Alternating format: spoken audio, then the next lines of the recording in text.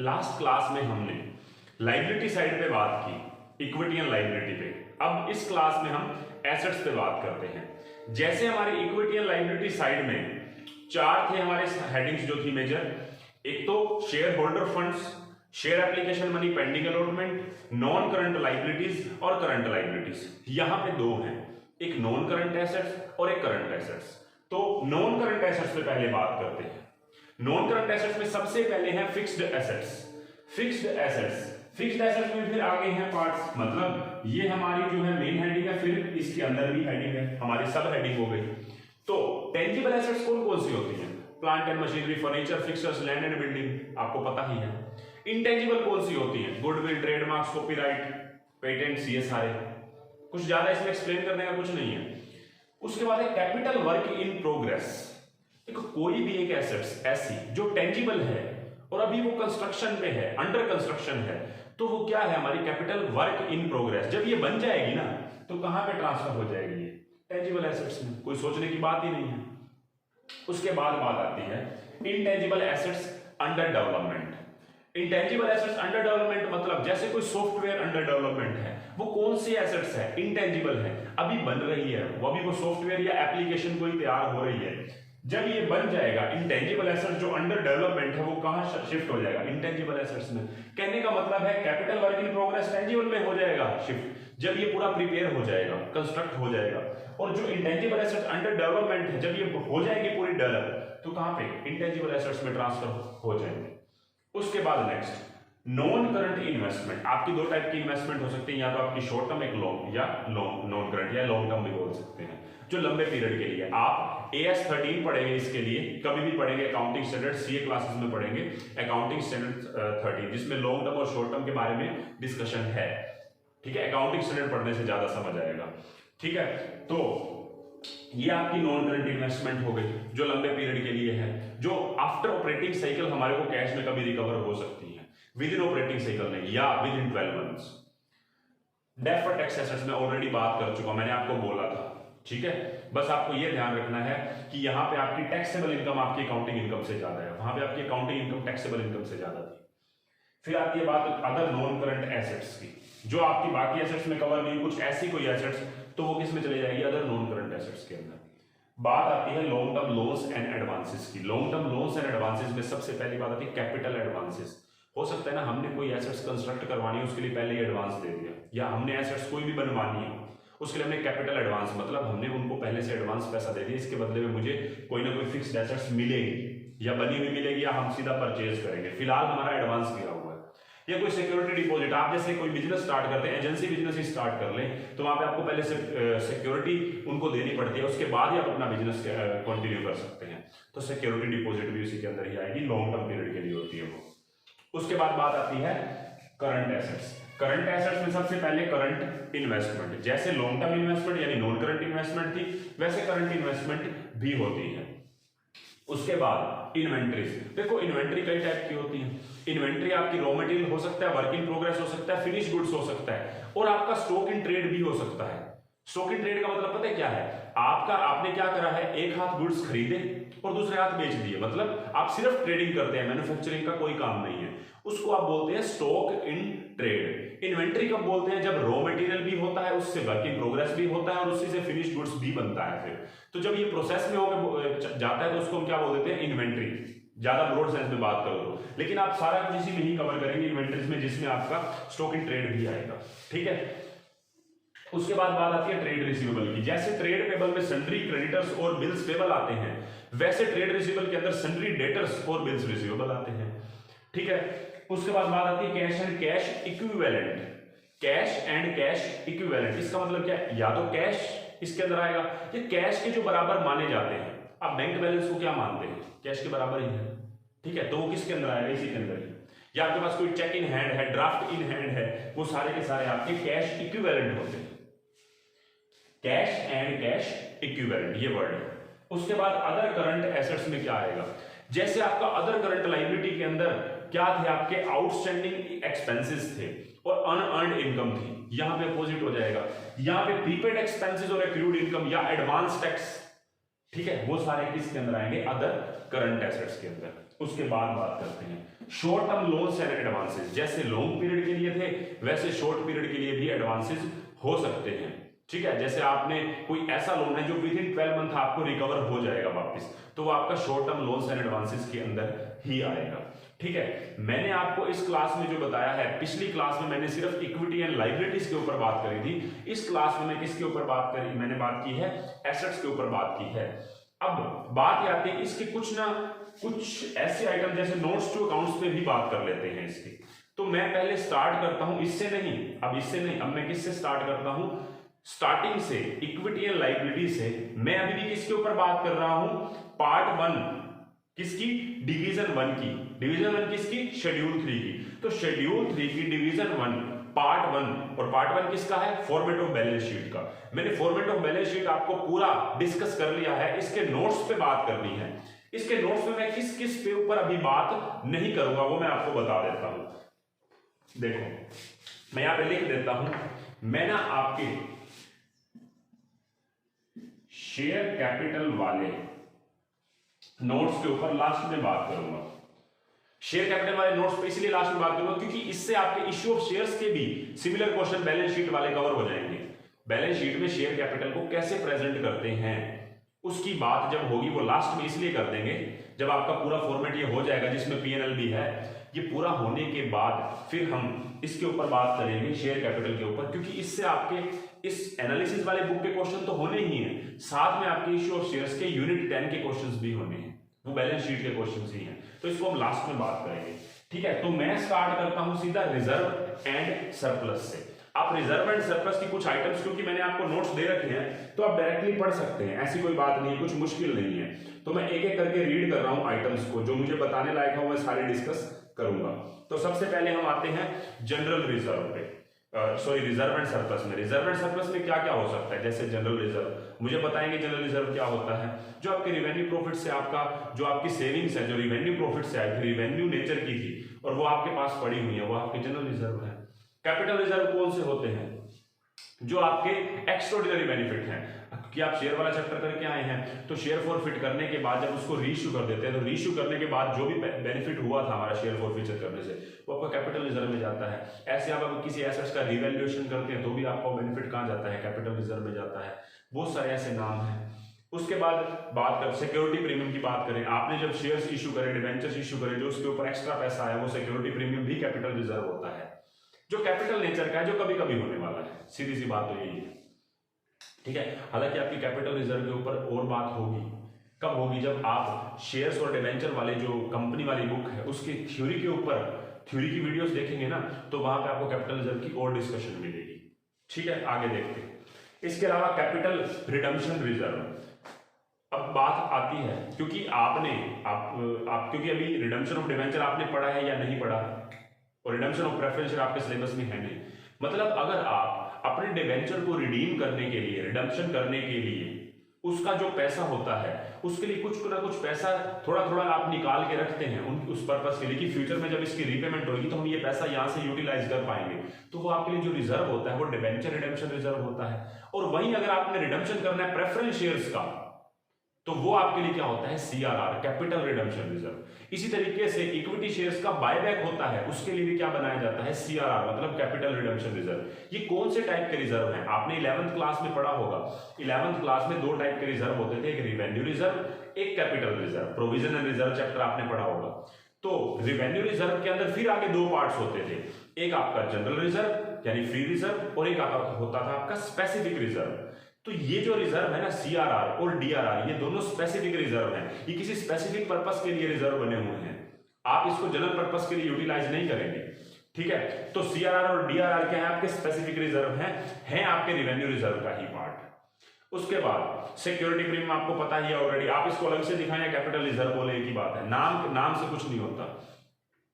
इसके अलावा sinking fund. Sinking fund क्या होता है, जो पैसा आपके पास क्या करते हैं, आपने किसी फ्यूचर पे किसी एसेट्स के लिए, एसेट्स खरीदनी है, उसको रिप्लेस करने के लिए थोड़ा थोड़ा पैसा आप अपने पास ना लेके, मतलब आप इसी फंड में डाल के, सिंकिंग फंड में डाल के इसको आप आगे फर्दर इन्वेस्ट कर देते हैं। उस इन्वेस्टमेंट करने से कुछ इंटरेस्ट भी आता है, ताकि जब आप एसेट्स को खरीदेंगे तो तब आपके पास पैसे की कोई कमी ना पड़े।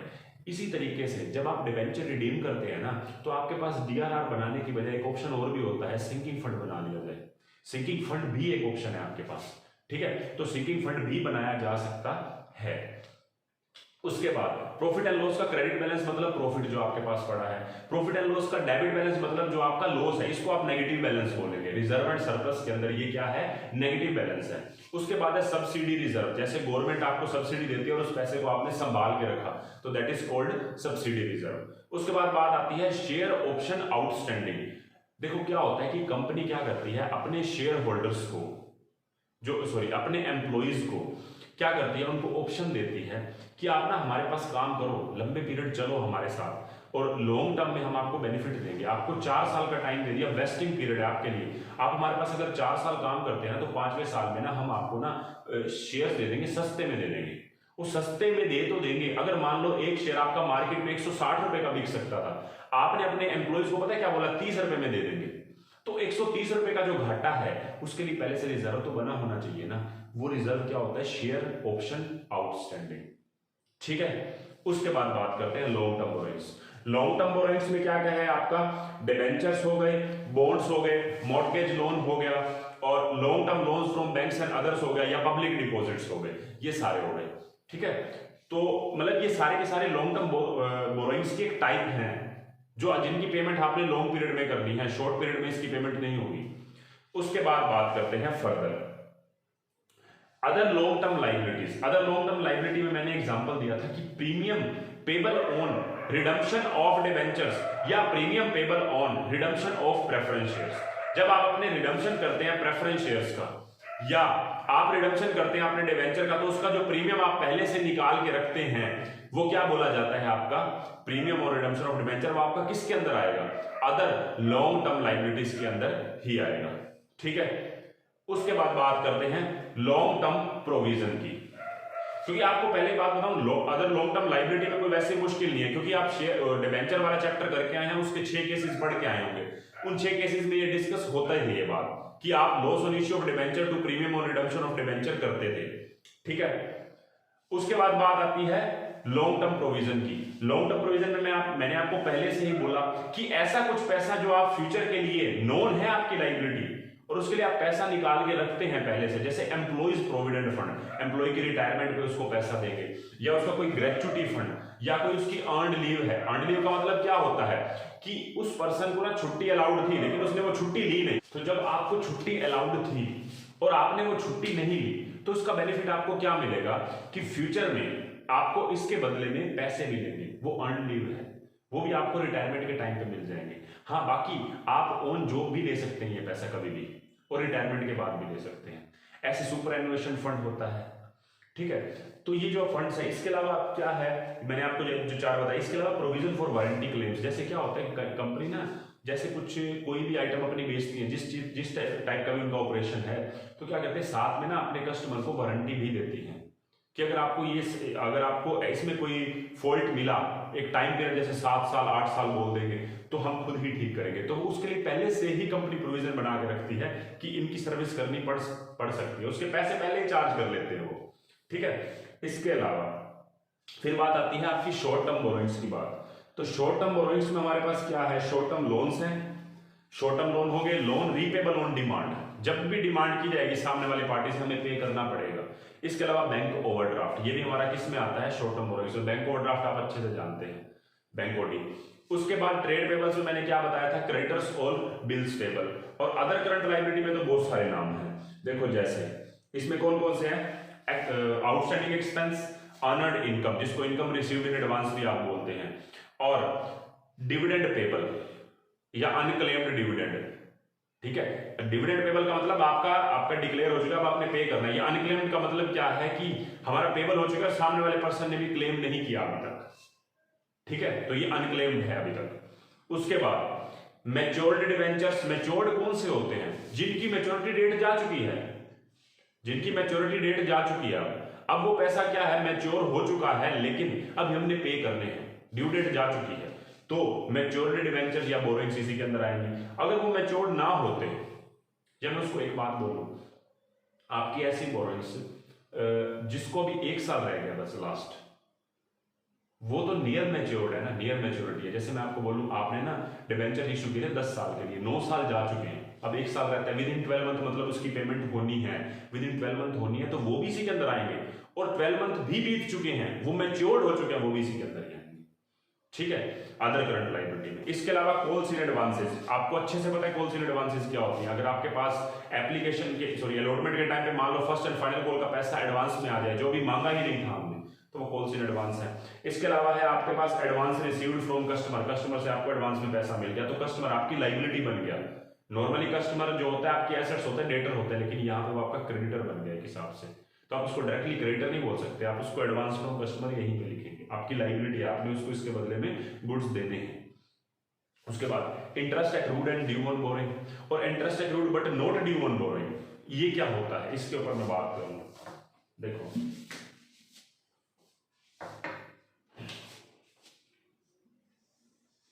ये 1 अप्रैल है, ये 31 मार्च है, ध्यान से सुनने का पॉइंट है। ये 30 सितंबर को, हर 6 महीने बाद हम अपने जो भी उधार ले रखा है, चाहे वो डिवेंचर्स होंगे, हर 6 महीने बाद हम उसकी पेमेंट करते हैं।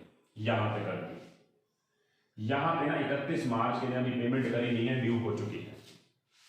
क्या कह रहा है, इंटरेस्ट एक्रूड भी हो चुका है और ड्यू भी हो चुका है, मतलब यहां तक कंपनी की तरफ से जिस पर्सन ने भी ले रखे हैं उसके लिए तो एक्रूड हो चुका है, मतलब हमारे लिए कंपनी के लिए आउटस्टैंडिंग हो चुका है। तो इंटरेस्ट कमा भी लिया सामने वाले ने और हमारी तरफ से हमने उसका यूज कर लिया, प्लस वो ड्यू भी हो चुका है यहाँ पे, क्योंकि हर 6 महीने बाद ड्यू होता है। लेकिन इसको मैं क्या बोलूंगा, इंटरेस्ट एक्रूड एंड ड्यू। अब आप कहेंगे एक्रूड और ड्यू में फर्क क्या होगा। देखो एक बात है, मैंने कुछ कमा लिया है लेकिन उसके ऊपर मेरा राइट नहीं आया अभी। मान लो मैं कुछ ऐसी इनकम कमाता हूं जो मेरी डेली बेसिस पे कमाता तो हूं, लेकिन मुझे वो पैसे मिलने का राइट हर 3 महीने बाद है, तो मेरे ड्यू नहीं हुए अभी, वो एक्रूड हो चुकी है, कमा चुका हूं, लेकिन वो अभी मुझे मिलेंगे नहीं। सेम बात है, आपके 30 सितंबर होने के बाद अक्टूबर निकली, नवंबर, दिसंबर, जनवरी, फरवरी, मार्च, अब ऐसे आप थोड़ा कहेंगे 30 सितंबर का आपका एक्रूड हो गया, ड्यू भी हो गया, ड्यू नहीं हुआ, ड्यू तो इकट्ठा 6 महीने बाद होगा। ठीक है, अब मैं केस और लेता हूं, जैसे मान लो 1/4 से 31 मार्च आपके जो डिबेंचर्स है ना, डिबेंचर्स, उनकी पेमेंट होती है 30 जून और 31 दिसंबर को। अब एक interest accrued but not due होगा, पता है क्यों? क्योंकि मान लो ये 30/6 से लेकर 31 मार्च तक का इंटरेस्ट पे कर दिया, अगला इंटरेस्ट जाना है 30 जून को।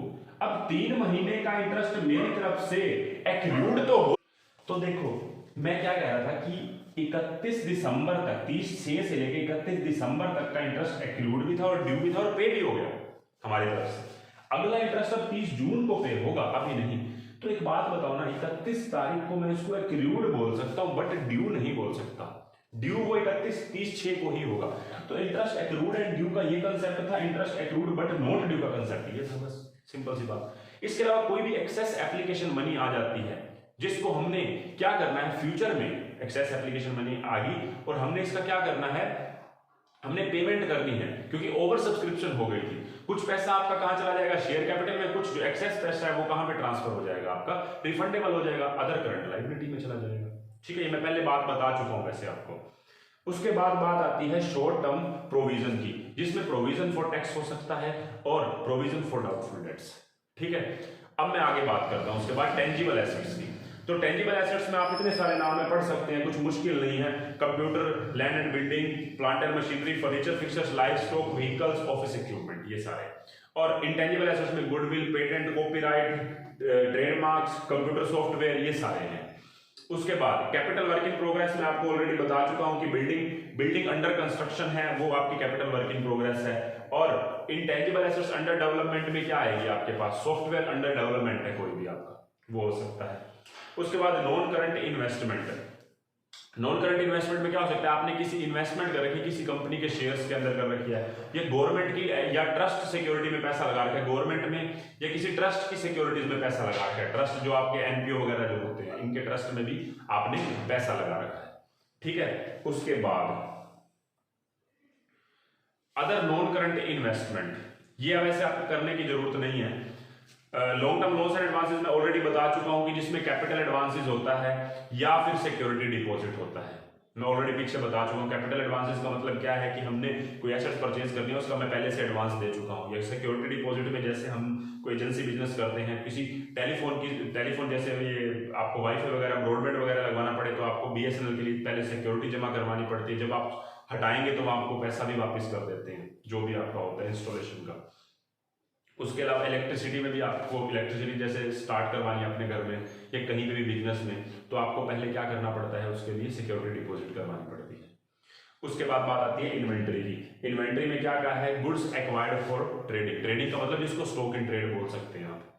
और इसके अलावा raw material, work in progress, finish goods, stock in trade, spares and stores and spares, जैसे लूज टूल्स वगैरह होते हैं, स्टोर्स में कुछ पड़ा होता है जो आपके कभी कभी चीजें काम आ जाती हैं, ठीक है, तो वो, और लूज टूल्स वगैरह ये सारे इसी के अंदर ही आएंगे, ठीक है। उसके बाद बात आती है ट्रेड रिसीवेबल, जिसमें डेटर्स और बिल्स रिसीवेबल हैं। और फिर उसके बाद बात आती है बैलेंस, जो बैंक के पास पड़ा हो या कैश इन हैंड है या मार्केटेबल सिक्योरिटीज हैं, ये ड्राफ्ट इन हैंड है, ड्राफ्ट इन हैंड ये भी हमारा इसी के अंदर ही आता है। उसके अलावा अदर करंट एसेट्स में आपके नाम है prepaid expenses, accrued income, advance taxes, ये सारे आएंगे इसके अंदर, ठीक है। और short term loans and advances में जो एडवांस रिकवरेबल है विद इन 12 मंथ, हमने किसी को पेमेंट दी है, मतलब विद इन ऑपरेटिंग साइकिल जो है हमारे को रिकवरेबल है, या शॉर्ट टर्म पीरियड के लिए हमने किसी को लोन दिया है, वो सारा हमारा इसके अंदर आएगा। देखो मैंने आपको जितना बताया है ना, वो सिर्फ और सिर्फ बैलेंस शीट के नोट्स टू अकाउंट्स पे बात की है। मैंने इसमें सिर्फ शेयर कैपिटल के ऊपर बात नहीं करी, शेयर कैपिटल का अलग से डिस्कशन होगा, ठीक है। और रिजर्व एंड सरप्लस की प्रेजेंटेशन पे भी अलग से ही डिस्कशन होगा। ये दोनों डिस्कशन होंगी बाद में। नेक्स्ट क्लास में आपको पीएनएल के साथ बात करूंगा, statement of profit and loss, और उसके नोट्स टू अकाउंट्स पे बात की जाएगी। अभी इस क्लास में इतना।